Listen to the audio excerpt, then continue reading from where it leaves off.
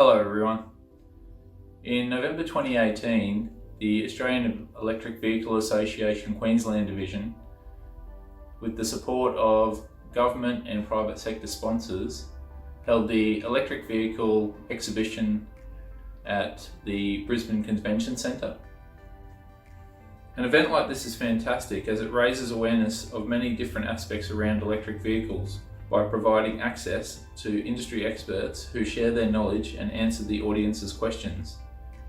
This video is only one part of the conference that went over 2 days, so if you're enjoying it, consider checking out some of the other excellent presentations. If you'd like to attend one of the monthly get-togethers to learn more about electric vehicles, the Queensland meeting is held on the third Wednesday night of each month at the Albion Peace Centre, 102 McDonald Road in Windsor, with a 7:30 start time.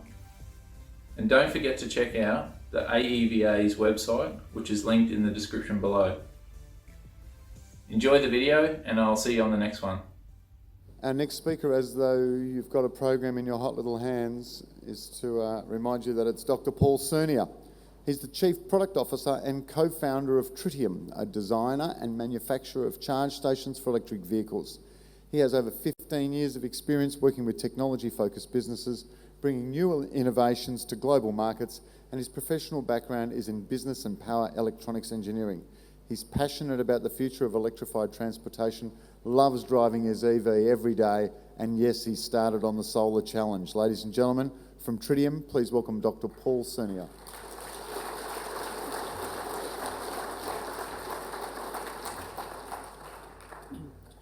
Well, thank you very much, everyone. And first, I'm here on behalf of our CTO, James Kennedy, who is he was meant to speak, but he's ill, so he sends his apologies. He's superior to me in terms of technical knowledge and also good looks, so I'll try and do my best. Look, what I wanted to talk to you about this morning was really just talk about some of the things that we're seeing happening around the world, both in terms of EVs and infrastructure, and then some of the future changes that we see coming and that we expect, and very happy if you disagree with me as well on those.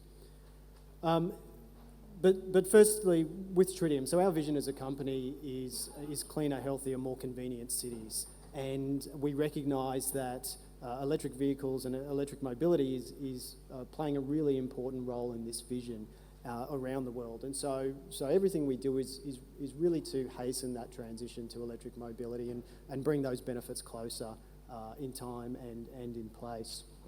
And we talk internally about our mission being to provide energy freedom, and what that means to us is that you're free to drive your car wherever you want, whenever you want, have charging available wherever you are, but also to unlock your vehicle as an energy asset. So an EV is probably the biggest energy asset that most people will own, and it's really about how can we give people more control over what they do with that energy, how they use it, where it comes from, those sorts of things, and facilitate that.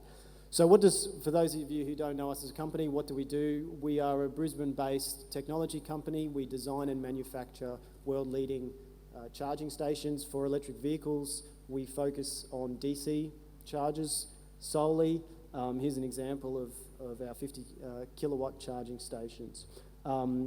Just to give you a snapshot in terms of our footprint, we've shipped thousands of chargers. They're operating in 26 countries around the world.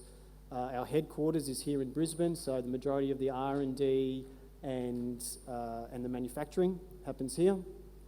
We've got around 250 very dedicated staff, but we're also spread across 3 international locations. So we have facilities in Amsterdam as well as Los Angeles to be closer to those markets, provide customer support, and also be able to have 24/7 monitoring of all our charging stations around the world. Here's just a snapshot of some of those countries. I think the beauty of this is we really get a global vision of what's going on, and we see different things happening in different places at different times. And the point here is, you know, we also have some leading market positions in some of the leading electric vehicle markets. So I just want to talk a bit about what we see happening with electric vehicle uptake globally. And one of the questions I get asked all the time is, you know, why is Australia so behind, and when will we catch up, and these sorts of things. And I think that's really the wrong perspective. If you look on a global scale, the world is moving. All the different countries are moving around about the same pace. But what we do see is some standouts that are well ahead of the rest of the world. And what those countries do is give us an insight into what the future looks like for the rest of the world, and also, you know, some learnings about what's best practice, what works, what doesn't work, what can we take and use ourselves. And they also help push the advancement in the EV technology and get the pricing down and the volumes up and all those sorts of things as well on their funding, not ours, which is also a great benefit. But you see countries like Norway, where 40% of new cars, are electric. I think, they're so far ahead, and they really give you that future vision. China, 4% of their new cars, but that's probably half of all the electric vehicles sold globally. So another really big market. So where are we at in terms of electric vehicles and electric vehicle growth? And I think the message here is that we're really just at the cusp of what this will be. You take it to the end goal. There's 1 billion cars on the road. We've currently got 4 million EVs. That's a very, very small adoption rate. And, I think, again, this just speaks to we're still very early days, but there's so much potential here, and that's really, really exciting. I'm not sure about you guys, but it's just, it's what drives me every day. There's so much ahead of us. It's fantastic. And the other thing is that we've taken about 7 years to get to the point where we are now, but if you look ahead in the next 12 months, we've got 4 million cars on the road in 7 years. It'll take just 12 months to get another 1 million cars on the road. And that really reflects the fact that, we're on this hockey stick. And I think in 10 years' time, if I was to put up this chart with, this data and the next data, this period of time would probably look flat because the hockey stick's so big. The hockey stick that's coming is so big. And again, that's very exciting. What are the things that are driving this growth? And this is probably not a surprise to any of you, but we see the technology getting better, we see the prices coming down, we see vehicles becoming more affordable, we see them, new vehicles coming on the market with driving ranges that are very much, approaching the conventional vehicle driving ranges. So once you're hitting that sort of 300 mile plus range, that's a really, really practical car. And as well, we're seeing a lot more activity in charging infrastructure. So, and we, as everyone knows, I hope, without charging infrastructure, you get zero activity. So there's no guarantee when the infrastructure's in there that you get, how much activity you'll get, but I can guarantee you if there's no charging infrastructure, you get zero. So, and we've seen that time and time again. So, all this new activity is really helping a lot in terms of uptake. The car companies are coming on board as well. So we're seeing over the next 3 years, the number of electric vehicle models available on the market will more than double. And usually they start out with the premium. We see them all starting, a lot of them starting with the premium models, larger vehicles, longer battery packed. But, in the mix, we're starting to get in these more mass market level vehicles with, cheaper price points, but still, great driving ranges. And, I think that's really, really driving. It's going to drive the market a lot, and the more vehicles that come in that can tap into the mass market appeal, the much faster this will happen. So that's a bit about what we see happening on the EV space. In the charging infrastructure space, again, a lot of you have probably used perhaps some of these types of charging stations. But if you look back a decade, a charging station was something like that one on the bottom left there. What actually happened was you opened that little flap and there was a conventional PowerPoint sitting behind it. And I guess slowly what we've seen roll out in terms of charging infrastructure is higher powers.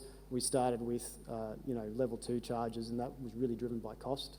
But as availability and cost of DC charging has become better, the focus is really shifting towards DC charging in the public domain, and a lot less around the AC charging. And to what we're seeing now, where as of this year, we're starting to roll out high power charging stations across Europe, and that's because the automakers can see that their cars are coming in the next 2 years that need this type of high power charging, and they need to get the infrastructure in place before that happens, because they really want to sell more cars.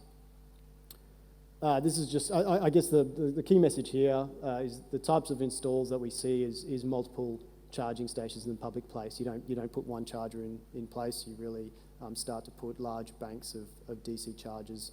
You get economies of scale. You get natural points where traffic moves to, and also the connection to the electrical infrastructure starts to get expensive. So the more you can aggregate that and put it in built-up areas, the better it is from a business model perspective. And so, this this image just is there to give you a glimpse of the charging or the service stations of the future. And this is actually Costco in North Lakes here in Brisbane in their car park. And this is equivalent to the 16 hose petrol station that they have. This doesn't exist, sorry. If everyone's going, oh, I've driven past Costco, why have I never used this one? This doesn't exist yet, I should add. Sorry, I saw a few frowns in the air. But the point here to see is that this is equivalent to their 16 homes petrol station. These are what the petrol stations of the future will look like, but also the revenue generation potential. So when I talk about a built up, aggregated sort of locations, I think this is we'll see a lot more of this in the future. And really, it's because it's this drive for price and convenience. People will drive to locations for price. That's how Costco exists, and convenience. So the fast charging is a convenience that people are prepared to pay for, and that again drives business models and makes businesses viable. The other thing is that we'll see the locations, there's lots of opportunities for adjacent revenue. So, and we actually see that happening overseas. So a lot of our installations, very rarely will they be just a standalone location. They're always adjacent to something, and that continues.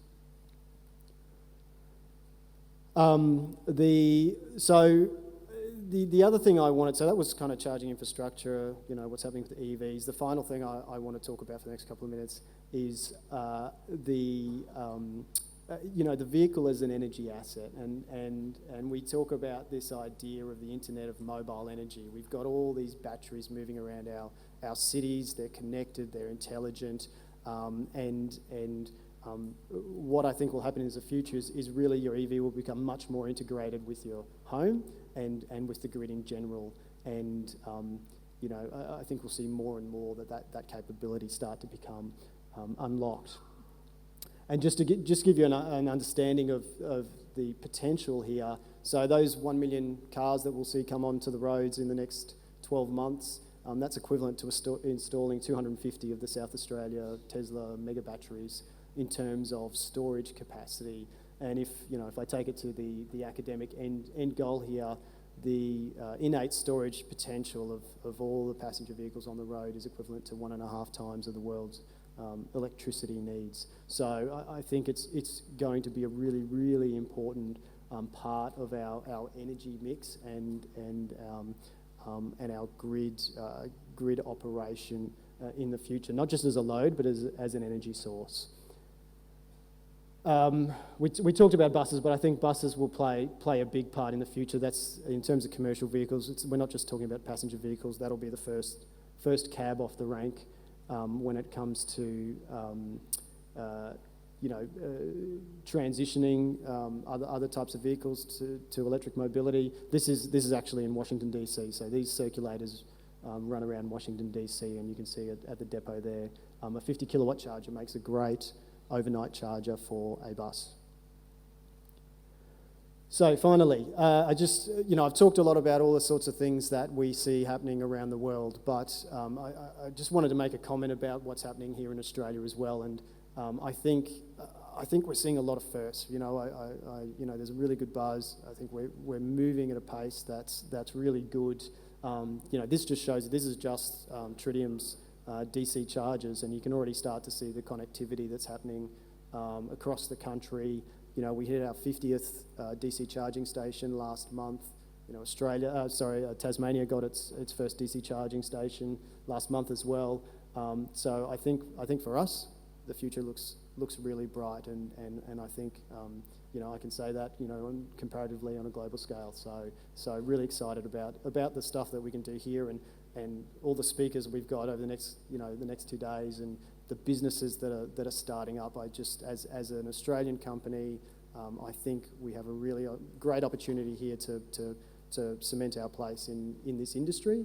There's lots of, as I showed you, lots of opportunity for growth. This is going to be hundreds of billions of dollars, and I think it's really important that we just continue to work with government and with each other, and keep that moving as much as we can. So, thank you very much.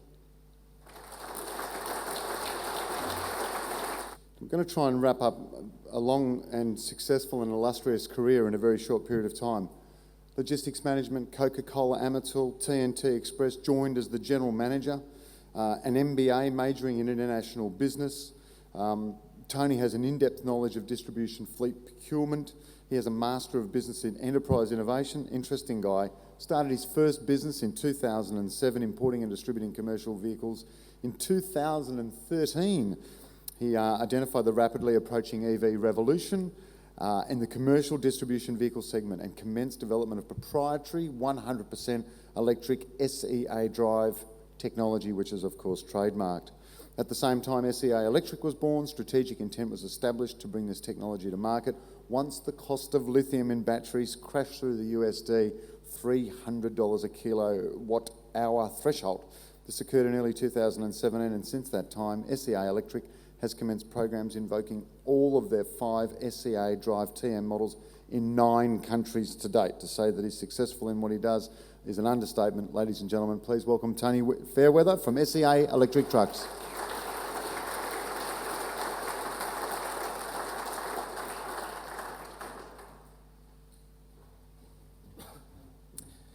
Thank you all for having me, for the organisers for inviting SEA Electric along today. Firstly, I just want to congratulate Tritium. They're doing, it's an Australian business, doing an amazing job in this space, and having to work in the export area for so many years before getting the recognition locally is terrific. So they're doing a fantastic job. So yes, we've developed driveline technology in the commercial vehicle space, but in particular in the delivery and distribution space of the commercial vehicle segment. Now, we very much see the electric vehicle segment as an automotive industry being segmented into 3 key areas, and primarily driven by those needs around charging. So the passenger car segment, which is obviously taking the most of the discussion so far today, at the lower end. At the high end, the buses that Paul was showing before, and long distance prime movers that we see Tesla and the likes moving into, which has some unique charging requirements and obviously range challenges. And then in our segment, in the distribution and delivery vehicle segment, which is one that we specifically targeted, because we see some of those factors that Paul mentioned up before, the costing challenges, the charging challenges and range challenges in terms of electric vehicles, are being most suited in this particular space. So we're talking about any commercial vehicle that effectively does deliveries or pickups in a metropolitan type environment, which traditionally have fixed routes and reasonable range requirements. Total cost of ownership is stacking up very well in this particular space, and a lot more flexibility for charging during the dwell time after operations, which is commonly 8 or 10 hours at night, and fits very well with that the egg section of the duct chart that was spoken about this morning. So off peak, middle of the night charging, etc. So we're essentially an automotive technology company. We've got 5 driveline technology platforms that are readily adaptable and flexible into the commercial vehicle segment. So we're not truck manufacturers, we're not van manufacturers. We've got driveline technology that can adapt and fit into the commercial vehicle space with existing OEM platforms, working with a range of end users, like you see Woolworths up there.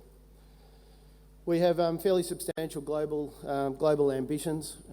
We've now got operations established in the US and in Europe, and have projects and ventures underway in a range of countries, as was mentioned before. Dandenong operations. There was some press last week about a launch of expanding our operations into the Latrobe Valley, which is primarily around assembling our van and commuter bus product down there. Which we see happening over the next 12 or 18 months. Let's try to get a bit of a feel in a short period of time of what we're doing and what we've done to date is a 2.5 minute video.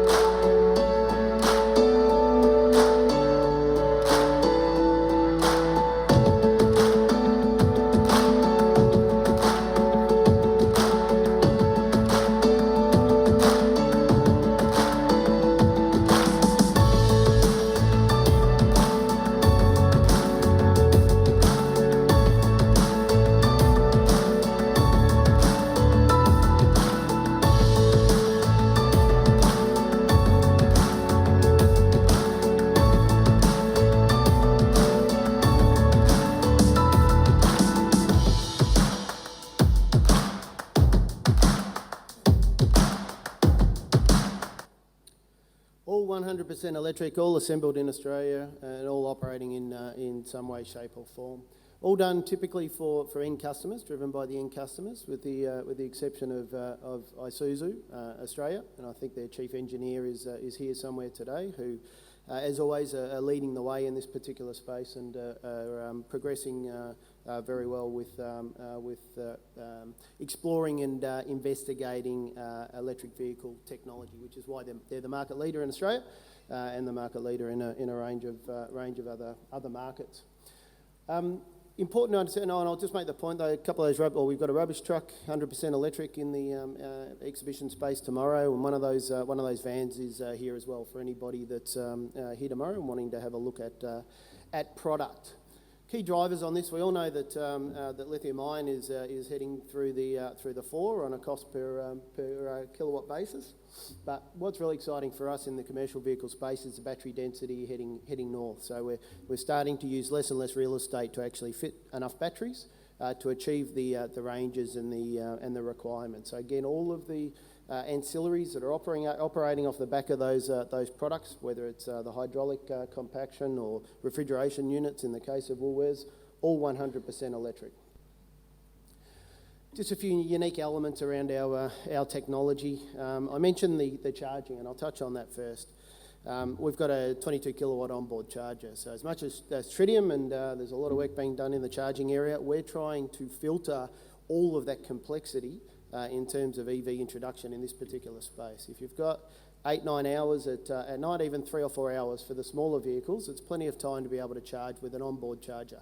22 kilowatt onboard charger travels with the vehicle, plugs into a standard 3-phase 32 amp power point. So arguably we've already got the largest charging network in the world because that infrastructure is already there.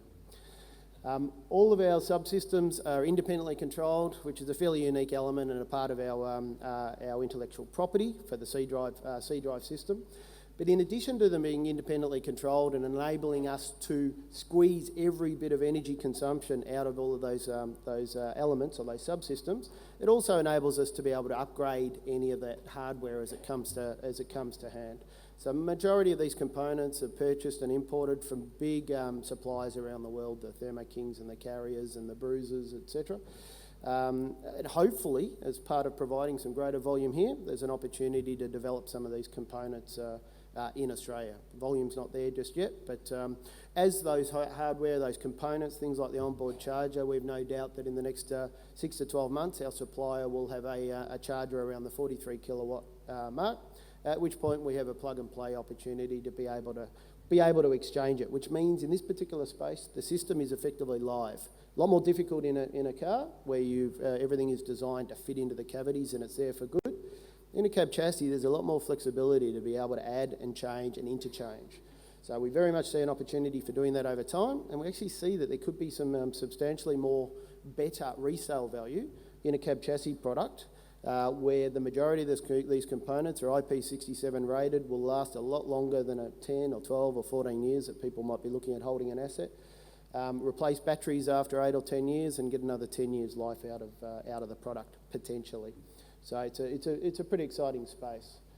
Won't touch on our IP. These are the 6 platforms, actually 5 platforms that we have in place at the moment. And you see that they're fundamentally based on GVM range of cab chassis. So the number 3 to number 6 are GVM based range for the same technology, but just with different size motors and batteries that fit into each of those. 4.5 to 6.5 tonne, 6.5 to 14 tonne. Same battery pack in that range, except there's 2 different motors.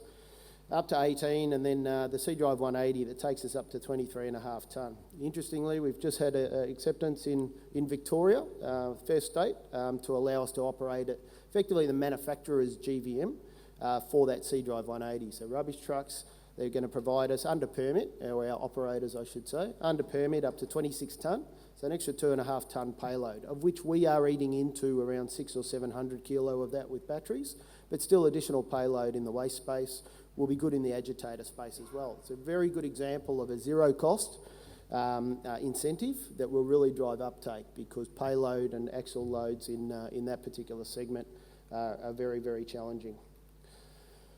So some other pictures of product that's been done to date. It's actually that Iconic that will be there tomorrow with a body on it, and one of these the DHL electric vans will be displayed tomorrow. So this just shows the application of those drive systems into each of those models. The van product is obviously a different design, but we've got batteries fitting underneath the flat floor and a proprietary module that fits to the front in the engine bay cavity. But aside from that, everything else is cab chassis based. Again, same software, same technology across the lot. Total cost of ownership, we're really comfortable in Australia to be able to quote a maximum 4-year payback on the additional capital cost of purchasing an electrified new truck or van in any of these particular ranges. In New Zealand, we've got proven for the first of the deployments being there's a Hino rubbish truck that's been operating, which was one of our first products when we came to market at the beginning of last year. Been operating in New Zealand, in Auckland, for just on 12 months now. They've got really good history of operating costs, which they've shared with us, and they're quoting 2 years, 3 months payback on the additional capital cost of what they purchased. Much greater benefits in areas that they weren't expecting. The regenerative braking, for example, has reduced brake wear on the electric rubbish truck tenfold. So they were changing brake linings every 3 months. So far they haven't changed any. They're expecting about 10 times brake life. For a rubbish truck operator, big costs and a lot of time of vehicles off the road. So there's a range of extra benefits that we knew would be there, but we didn't realise the scale that they would be there. So our smaller product, and we have had the sixth product we're developing is actually a C-Drive 60. We're bringing a product in, or a drive line, just below this particular segment. Oh, here it is here. Now that we've got the densities up to a point that we can get some reasonable range in that sort of battery size. So that's the sixth one to be added pretty soon. Moving up the GVM range. This just to finish off shows a bit of a layout of our technology. Onboard charger, Type 2 charging point, which someone referred to before as being effectively the standard in Australia, and it's becoming the standard fundamentally globally. All of these shiny bits on there are IP67 rated, so you have to be able to operate under a metre of water for 30 minutes to get that rating, which shows the level of maintenance, which is 0 in all of those components. Batteries are IP65. 3,500 charge cycles, 1 charge per day. Now we're looking at 8 or 10 years before they need to be swapped over, at which time, swapping them over then, they'll be a fraction of the size, a fraction of the cost, and a second life. Cooling system developed by PWR up in Queensland that do all the cooling systems for the supercars. Component box neatly shown on the side, and fitting the batteries, mid-mounted batteries, which is something we haven't seen any of the OEMs with their first trials of this attempting to do. It makes sense that you fit the weight where you take the weight out. You remove an engine and transmission, whereas most of the cab chassis OEMs at this stage seem to be hanging them off the side, which changes the whole weight balance of the vehicle. But it also, we foresee some side impact regulation coming into play. So de-risking it and future-proofing it in terms of that design. Some drawings, and that's about it. Happy to take any questions after this.